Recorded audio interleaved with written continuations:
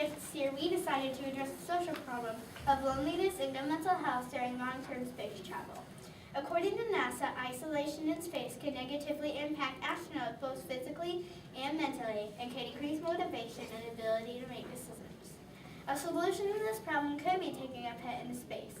Research has shown that having a pet can improve mental health by decreasing feelings of loneliness, reducing anxiety, improving mood, and overall positive feelings. A lot of different kinds of animals have been to space for use in research and experiments. One of the most famous animals to go to space was Lincoln the dog. She was the first living being to orbit the Earth in 1957, but no one has ever taken an animal to space as a pet or companion before. To help us explore the idea of taking a pet into space, we interviewed two professionals. Dr. Carl Mead is a veteran astronaut who logged over 712 hours in 3 space flights.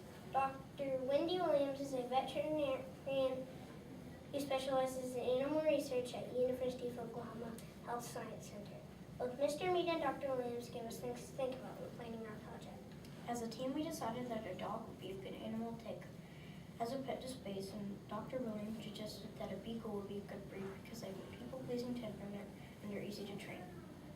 Beagles also enjoy having a purpose or a job. A dog going into space as a pet would need to start training with its astronaut companion at 4 to 5 months old. Astronaut Carl Mead told us he thought one of the biggest problems with taking a dog into space would be its ability to adapt to having zero gravity. A dog could spend time training in the KC-1 through 5 that NASA uses to provide their astronauts with short periods of microgravity. A dog could also spend time training in the neutral buoyancy laboratory or the airborne floor. A dog would have to learn almost all the same day-to-day functions that humans do in a microgravity environment. Another issue with taking a pet into space is limited room for astronauts on spacecraft currently available. The next long-duration space mission is in 2020 on the Orion spacecraft. That has about 79 cubic feet each of living space. That is about the size of a public bathroom stall. A better fit for our project would be the Deep Space Habitat Module in 2032. That has about 2,472 cubic feet each of living space.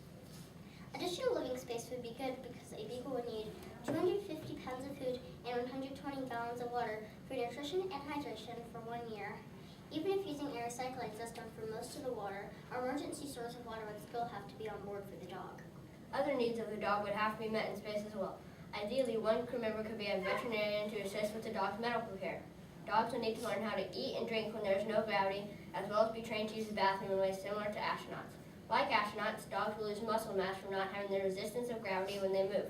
Tethering them to a treadmill will be one way to help them exercise. Besides being a companion to the astronaut, dogs could have other jobs to help benefit a space mission.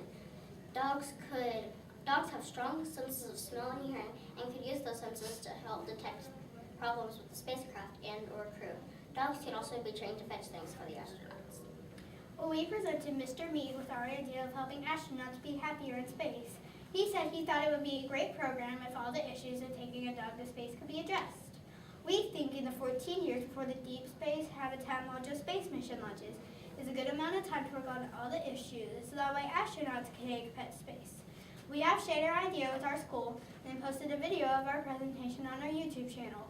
Additionally, we sent a letter containing our proposal to Dr. William Pulowski, the NASA Human Research Program Director.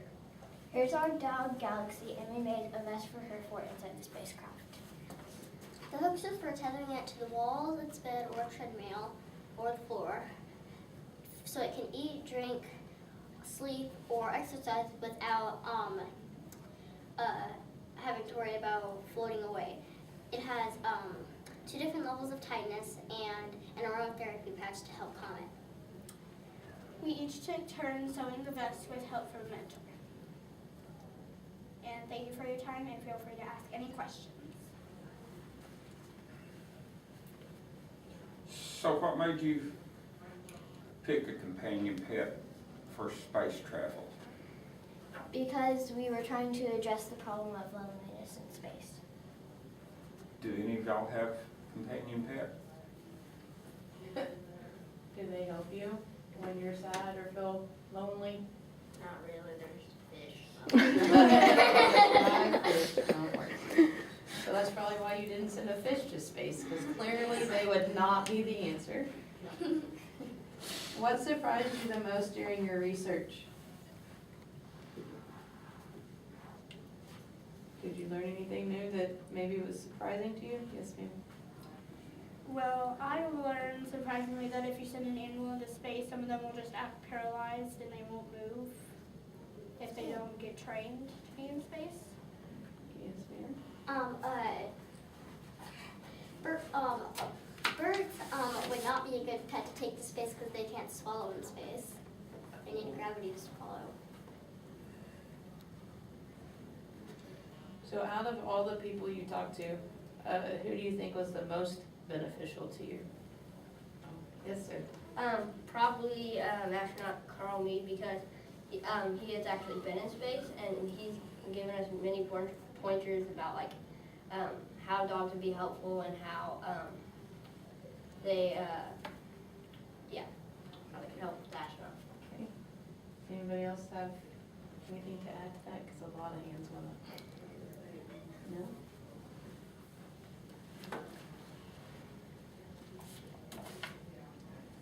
When you presented it at the school, and even on your YouTube channel, did you get any comments or any feedback that you used to change anything, or? Yes, ma'am? We haven't checked that yet, but I'm sure we will. Okay. Did any of your classmates say anything or have any feedback? My classmates did a good job, and they they just said good job, and like told me I did a good project, and Yeah, our classmates asked what our YouTube channel maybe was. Yeah. So, what do you think would be the best breed of dog for space? You haven't said much, go for it. Dr. Wendy Williams suggested that a beagle would be a good breed to take into space. Why? Okay. because they have like they like having a purpose or a job, and they have a people pleasing temperament. And they're easy to train. Yeah.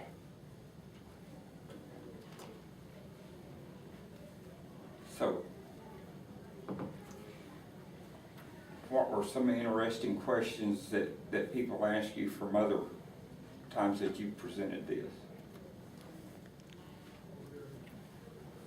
We have only presented it at our school, and we really didn't get any comments. Did you present it, like, talk about it to your mom and dad or any family members? Oh, yeah. Did they ask you any questions? No, they're just proud of you? Yeah.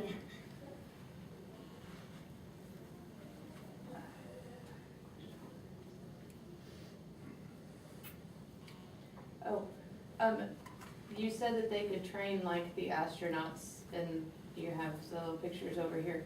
Would you have to build anything, any new training? Would money have to go into any new types of training for them, or could they just use this exact same as the humans use? They might they might need for this one they might need like a special spacesuit for the dog, but I think that it'd be just fine with the regular stuff. Did you have something to add? I think that they might have to modify the water training, which is the neutral buoyancy laboratory. They might have to modify that a little bit since dogs can't really swim. Not as well.